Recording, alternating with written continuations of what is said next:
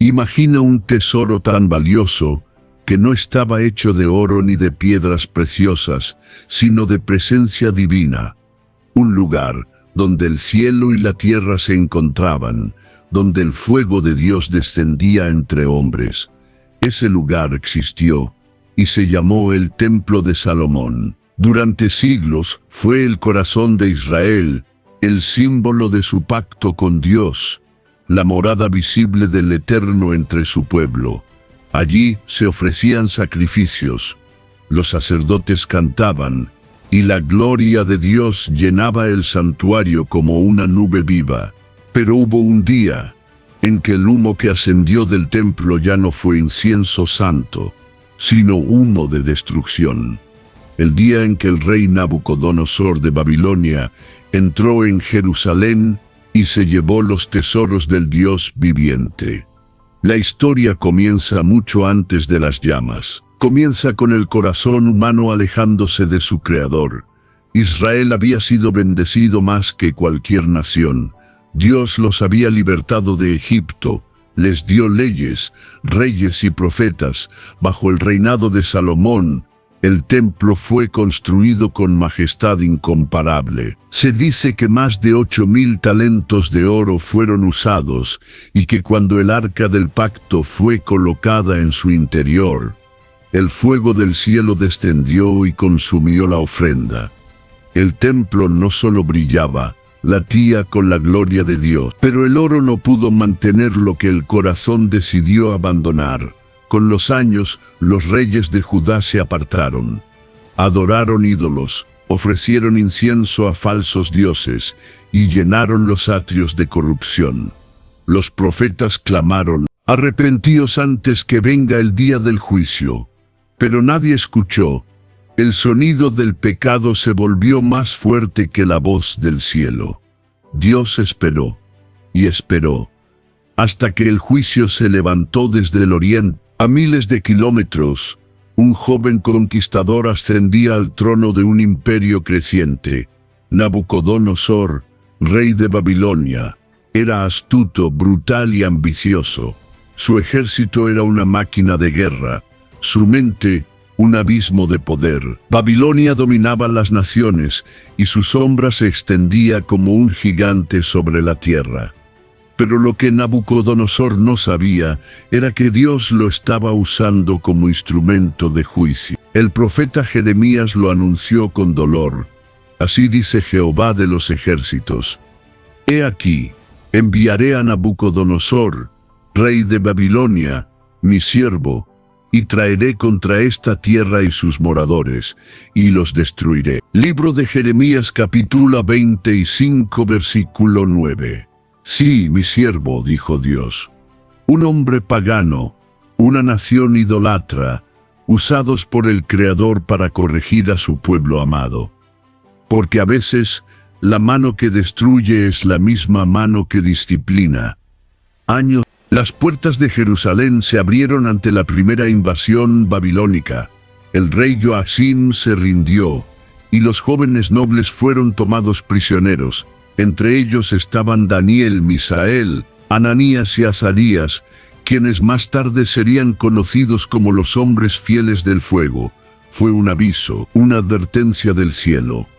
Pero el pueblo no cambió. Pasaron unos años y Nabucodonosor regresó. Esta vez no venía por hombres, sino por los tesoros sagrados del templo. El libro de 2 Reyes 24:13 relata con frialdad: «Y sacó de allí todos los tesoros de la casa de Jehová, y los tesoros de la casa del rey, y rompió en pedazos todos los utensilios de oro que había hecho Salomón para el templo de Jehová, el oro del altar, las copas del incienso, los vasos de consagración. Todo fue arrancado y cargado rumbo a Babilonia. El mismo oro que había brillado bajo la gloria de Dios, ahora sería colocado ante ídolos mudos. Sin embargo, ni siquiera eso detuvo la rebelión del pueblo. Judá siguió su propio camino. Los profetas fueron silenciados, Jeremías fue humillado, y el último rey, Sedequías, se burló de la voz divina. Entonces llegó el año que selló la tragedia, 156 Abade. Nabucodonosor lanzó su tercera invasión. El ejército babilónico sitió Jerusalén durante meses. El hambre hizo que los niños lloraran de noche, las madres cocieran lo poco que quedaba, los soldados apenas podían sostener sus espadas. Jeremías lloraba. Nuestros enemigos abrieron su boca contra nosotros. Nuestra gloria se ha marchitado. Cayó la corona de nuestra cabeza.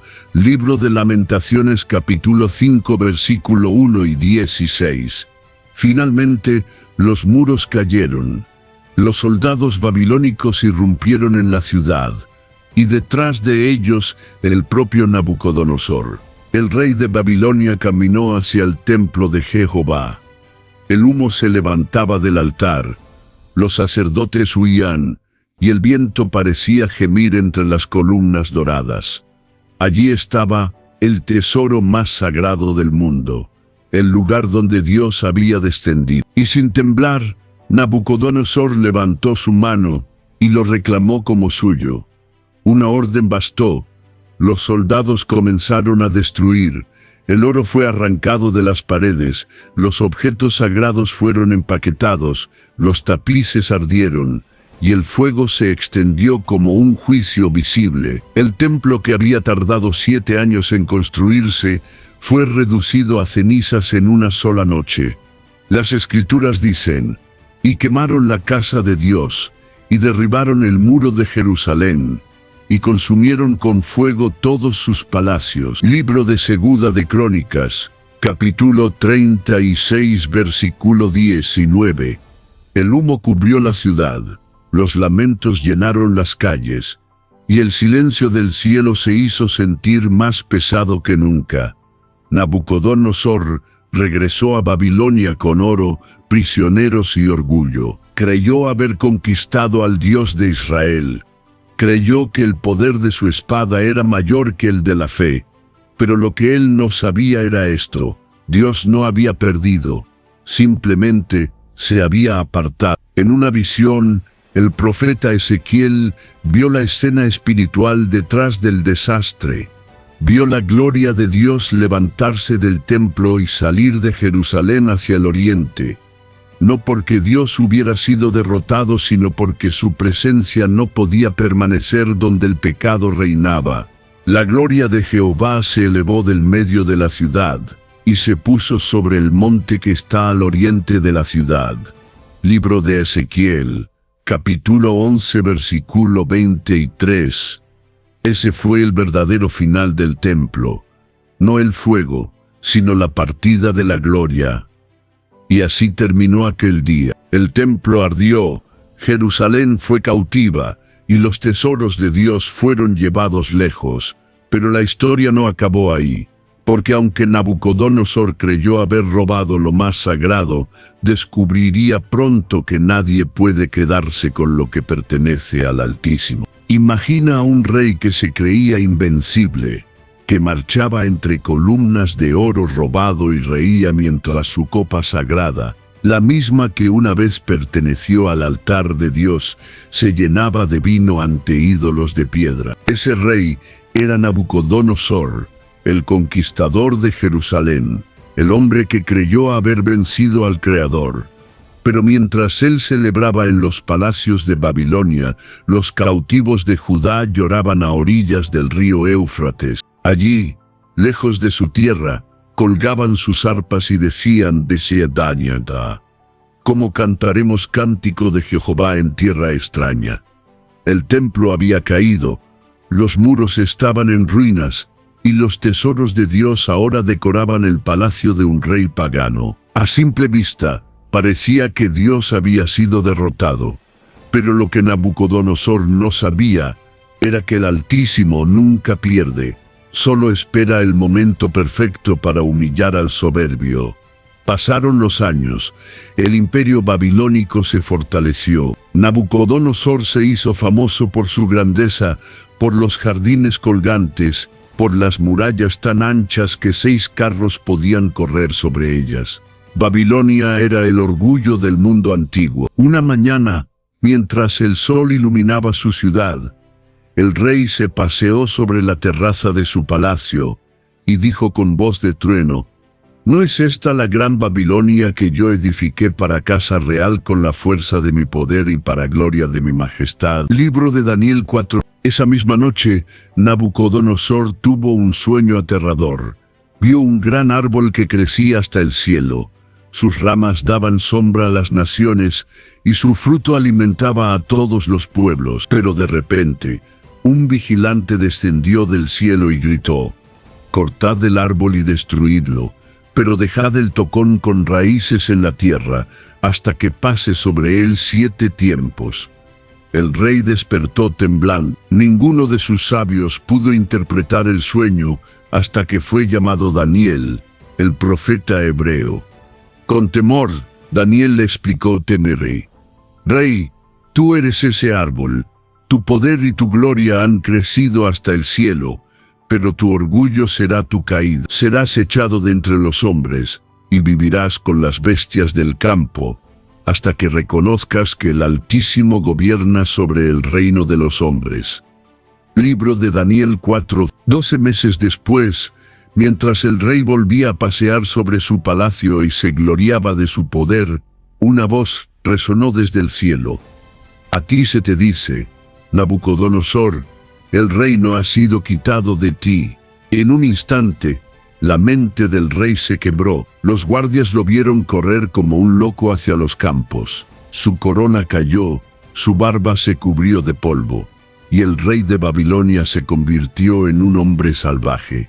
Vivió entre los animales, comiendo hierba como los bueyes. Su cabello creció como plumas de águila, y sus uñas como garras. Durante 7 años, el hombre que había quemado el templo de Dios fue reducido a nada, porque Dios resiste a los soberbios, pero da gracia a los humildes.